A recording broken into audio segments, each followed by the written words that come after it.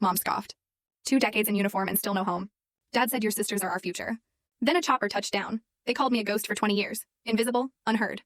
But what happens when that ghost decides to stop haunting the shadows and starts tearing down the very foundations they built their lies upon?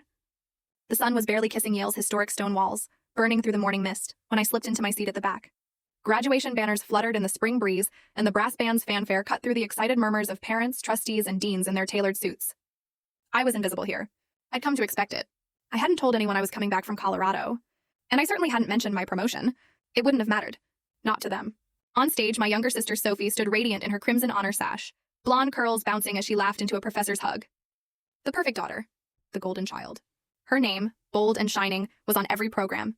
Sophie Heil, magna cum laude, the future of global finance. I glanced at the program folded neatly in my lap. My own name? Nowhere.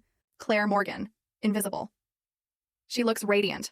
My mother cooed a few rows ahead, loud enough for nearby heads to nod along.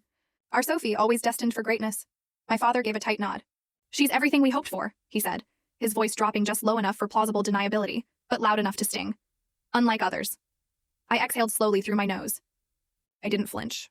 I'd spent too long learning how not to flinch. A moment passed. Then my mother turned slightly, catching my eye over her shoulder, her lips curling, cold and amused. You've served for 20 years, she said, her voice dripping with disdain, and still don't even own a proper house. Imagine that. I kept my face still. My smile was a sliver of breath, invisible to all but myself. Ghosts don't need houses, I thought. Ghosts remember foundations they've had to build with blood. Elaine turned back to the ceremony, a satisfied air about her, as if she'd just delivered a final verdict. The announcer called Sophie's name. She floated forward in sparkling heels, taking the stage as if she were born to it. My father stood, clapping proudly, eyes glistening. She'll be the one supporting us in our old age, he beamed. Claire, your future might just depend on your sister now. That was the moment. The exact moment something shifted inside me. A low crackle came over the loudspeaker. A deeper vibration pulsed underfoot. Then a roar.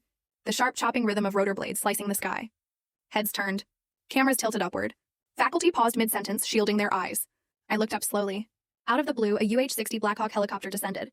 Wind tore through the decorative tents, wrestling the gowns of the front row. A woman screamed as a gust knocked her hat away. The crowd stumbled backward, awe mixed with utter confusion. I rose from my chair, a slow, sure movement. I'd done it before. My plain, dark jacket fluttered at the hem. I walked forward as if I belonged to this moment. Because I did. I could feel my full story video added in below.